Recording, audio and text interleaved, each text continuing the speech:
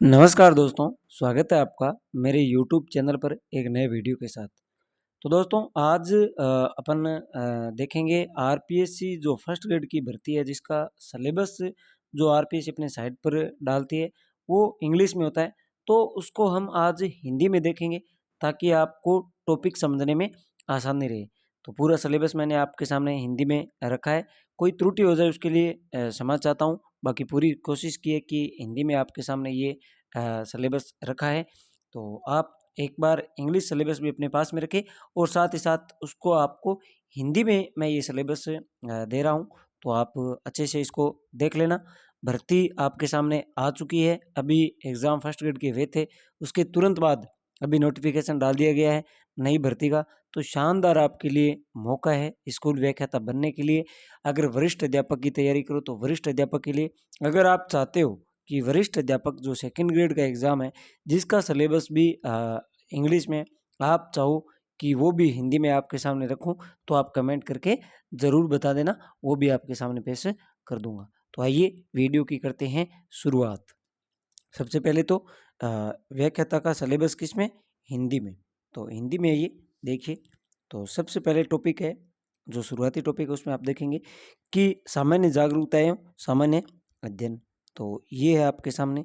इसमें आप देखेंगे तो राजस्थान के इतिहास और भारतीय इतिहास जिसमें भारतीय राष्ट्रीय आंदोलन पर विशेष जोर दिया गया। इसमें कौन-कौन से टॉपिक रखे हैं? एक तो गुप्त काल और मुगल काल के दौरान साहित्य, कला और वास्तुकला का विकास।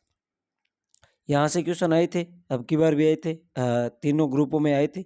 तो गुप्त काल और मुगल काल के दौरान साहित्य, कला और वास्तुकला का विकास, एक नंबर टॉपिक ये। 2 नंबर टॉपिक है 1857 का स्वतंत्रता संग्राम। उसके अलावा राष्ट्रीय आंदोलन के प्रमुख नेता वी.डी. सावरकर, बंकिम चंद्र, लाला लाजपत राय, बाल गंगाधर तिलक, विपिन चंद्र पाल, चंद्रशेखर आज़ाद, भगत सिंह, सुखदेव, रास बिहारी बोस, सुभाष चंद्र बोस। उसके अलावा सामाजिक और धार्मिक पुनर्जागरण राजा राम मोहन राय, दयानंद सरस्वती और विवेकानंद, ये टॉपिक। उसके अलावा अगले टॉपिक की बात करें तो महात्मा गांधी, जवाहरलाल नेहरू, वल्लभ भाई पटेल, मौलाना आज़ाद, बी आर अम्बेडकर के विशेष संदर्भ में राष्ट्रीय आंदोलन। अगर बात करें हम राजस्थान के संदर्भ में, तो राजस्थान के संदर्भ में टॉपिक जो दे रखे हैं वो सभ्यता से संबंधित दे रखे हैं, प्राचीन सभ्यता से, जिसमें कालीबंगा, आहड़, गेणेश्वर और बेराट 3 दे रखे हैं। अपने फर्स्ट ग्रेड में लगभग इन्हीं में से क्वेश्चन आए थे, सभ्यता से बने थे, 2 क्वेश्चन बने थे, तो ये देखेंगे, ये देखना है। उसके अलावा अगर और टॉपिक की बात करें तो 8वीं से 18वीं शताब्दी तक राजस्थान का इतिहास, ये जो टॉपिक है आप यहाँ देखोगे सेम के सेम कहाँ है ये? सेकंड ग्रेड में। सेकंड ग्रेड में एक तो ये सभ्यता वाला, तो ये कॉमन है जो सेकंड ग्रेड की तैयारी कर रहे हैं उनके लिए। कौन सा? सभ्यता वाला। उसके अलावा ये जो टॉपिक है जिसमें गुर्जर प्रतिहार फर्स्ट ग्रेड में भी है, सेकंड ग्रेड में भी है। अजमेर के चौहान, दिल्ली सल्तनत से संबंधित मेवाड़, रणथंभौर, जालोर, राजस्थान और मुगल जिसमें राणा सांगा, प्रताप, मान सिंह और चंद्रसेन, राय सिंह, बीकानेर के राज सिंह और मेवाड़, ये राय सिंह बीकानेर वाले हैं और राज सिंह ये मेवाड़ वाले हैं। तो ये टॉपिक सेम के सेम आपको कहाँ मिलेंगे? सेकंड ग्रेड में, दोनों के लिए कॉमन है। उसके अलावा 1857 के जो स्वतंत्रता संग्राम है, यानी 1857 की क्रांति, प्रजामंडल, किसान आंदोलन, जनजाति आंदोलन, ये भी कहाँ है? सेकंड ग्रेड में है। राजस्थान का एकीकरण फर्स्ट ग्रेड में भी है, सेकंड ग्रेड में भी। समाज और धर्म, लोक देवता देवियाँ, राजस्थान के संत, वास्तुकला में मंदिर, किले, महल, चित्रकला, विभिन्न स्कूल, मेले और त्योहार, रीति रिवाज, पोशाक और आभूषण, लोक संगीत, नृत्य, भाषा और साहित्य, ये सभी के सभी टॉपिक यहाँ फर्स्ट ग्रेड में है। इसके अलावा सेकंड ग्रेड में भी ये टॉपिक दे रखे हैं। अगर मैं बात करूं अपने यूट्यूब चैनल पर, तो मैंने यहाँ पर गुर्जर प्रतिहार के लिए आपका वीडियो बना दिया है जिसमें एकदम पूरा निचोड़ है। इससे बाहर आपको क्वेश्चन गुर्जर प्रतिहार से अगर आया तो नहीं देखने को मिलेगा। बहुत अच्छे लेवल का मैंने वीडियो बनाया है, वो भी सिर्फ और सिर्फ ऑथेंटिक बुक से।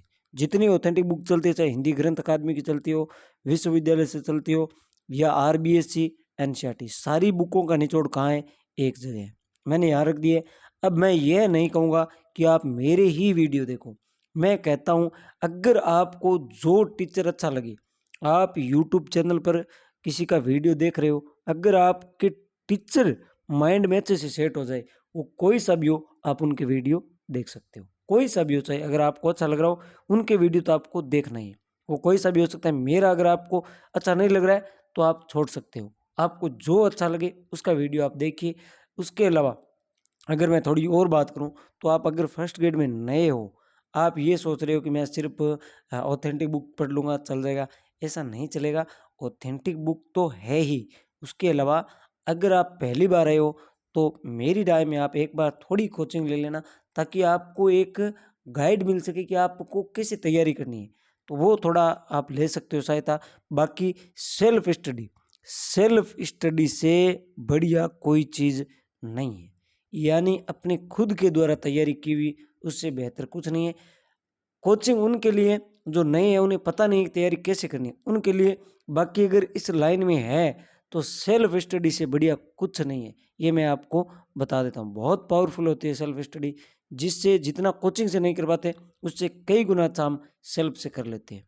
तो ये बातें थी। आगे देखो, अगले जो टॉपिक है उनके बारे में चर्चा करें तो इसके अलावा मानसिक योग्यता, यानी रीजनिंग में कौन कौन से हैं? एनालॉजी, श्रृंखलापूर्णता, कोडिंग डिकोडिंग, रक्त संबंध, लॉजिकल, वेन डायग्राम, वर्णमाला परीक्षण, संख्या रैंकिंग और समय अनुक्रम परीक्षण, गणितीय संक्रियाएं, अंकगणितीय तर्क, डेटा व्याख्या, डेटा प्राप्यता, क्यूब्स और पासे। ये क्या है? रीजनिंग से संबंधित प्रमुख टॉपिक है। उसके अलावा सांख्यिकी कहाँ तक की है? माध्यमिक स्तर तक। क्या है इसमें? डेटा का संग्रह है, डेटा का प्रस्तुतिकरण है, डेटा का चित्रात्मक प्रतिनिधित्व है, केंद्रीय प्रवृत्ति के माप है, माध्य है, माध्यिका है, बहुलक है, अवर्गीकृत और समूहकृत डेटा है। ये किस में टॉपिक है? सांख्यिकी, मैथ में लगते हैं। उसके अलावा हालांकि रीजनिंग के इसमें माध्यमिक स्तर पर ये चीज़ें दे रखी है। आगे देखें तो अगले जो टॉपिक है उसमें मैथ में, वो भी माध्यमिक स्तर पर कौन कौन से हैं? प्राकृतिक परिमेय और अपरिमेय संख्या, यानी प्राकृत परिमेय और अपरिमेय संख्या, वास्तविक संख्याएं, उनके दशमलव प्रसार, वास्तविक संख्याओं पर संक्रियाएं, वास्तविक संख्याओं के लिए घातांक के नियम, परिमेय और उसके दशमलव प्रसार, एक बहुपद के शून्य, एक बहुपद के गुणांक और शून्य के बीच संबंध, बहुपदों के लिए विभाजन, एल्गोरिदम, दो चरों में रैखिक समीकरणों के युग्म को हल करने की बीजगणितीय विधियां, ये प्रमुख किसमें आएगी? गणित में। उसके अलावा क्षेत्रमिति में कौन कौन से टॉपिक है? घनाभ है, घन का पृष्ठीय क्षेत्रफल है, एक लंबवृत्तीय बेलन है, एक लंबवृत्तीय शंकु है, एक गोले का पृष्ठीय क्षेत्रफल है, घनाभ है, बेलन है, लंबवृत्तीय शंकु, गोले का आयतन, ठोस आकार को दूसरे आकार में बदलने पर ठोसों के संयोजन और आयतन का पृष्ठीय क्षेत्रफल। ये प्रमुख टॉपिक किस में लगते हैं? ये अपने मैथ में लगते हैं। उसके अलावा आगे बात करें तो हिंदी और इंग्लिश के भी क्वेश्चन आएंगे। तो हिंदी में कौन कौन से टॉपिक रखे हैं? संधि, संधि विच्छेद हो गए, उपसर्ग, प्रत्यय, अनेकार्थ शब्द, विलोम, समश्रुत भिन्नार्थक शब्द, शब्द शुद्धि, वाक्य शुद्धि। यहाँ से तो क्वेश्चन बनते ही बनते हैं ये टॉपिक। और यहाँ से एक पर्यायवाची से ये टॉपिक बनते ही बनते हैं। यहाँ से अंग्रेजी के पारिभाषिक तकनीकी शब्दों के समानार्थिक शब्द, केवल प्रशासनिक शब्द, यानी प्रशासनिक जो शब्द होते हैं, जैसे उनका इंग्लिश में क्या मतलब है या हिंदी में क्या मतलब है ये। उसके अलावा अंग्रेजी में क्या आएगा? सामान्य अंग्रेजी, काल यानी टेंस, वाच्य सक्रिय और निष्क्रिय, कथन प्रत्यक्ष अप्रत्यक्ष, लेखों निर्धारकों का प्रयोग। ये आप थोड़ा जो आपके सिलेबस इंग्लिश का है उसमें देख लेना, ये हिंदी में ट्रांसलेट कर दिया गया है। तो आप क्या करना, जो सिलेबस आपके पास इंग्लिश में वहाँ से मिला लेना इस इंग्लिश को, ठीक है। आगे बात करें तो ये सभी आपको कहाँ मिलाने हैं? वहाँ ये जो अपोजिट वाले वगैरह सब जितने हैं वो आपको मिला लेने हैं अपने जो इंग्लिश का है सिलेबस उसमें से, ठीक है। अब समसामयिक यानी करंट जीके, करंट जीके के अंदर आपको क्या देखना है?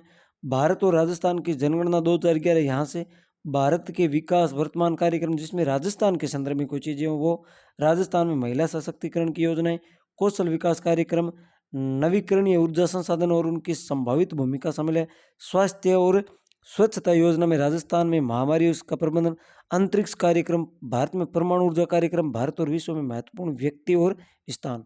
ये सभी टॉपिक्स किसके हैं? करंट जीके के हैं आपके। आगे बात करें तो इसके अलावा और जो टॉपिक उसमें भी करंट जीके में और देखें तो वर्तमान मुद्दे, भारत में विज्ञान और प्रौद्योगिकी में समकालीन घटनाएं, राष्ट्रीय अंतर्राष्ट्रीय पुरस्कार और सम्मान, भारत की नवीनतम पुस्तकें और लेखक, खेल। ये प्रमुख टॉपिक किसमें है? ये प्रमुख टॉपिक है करंट जीके में।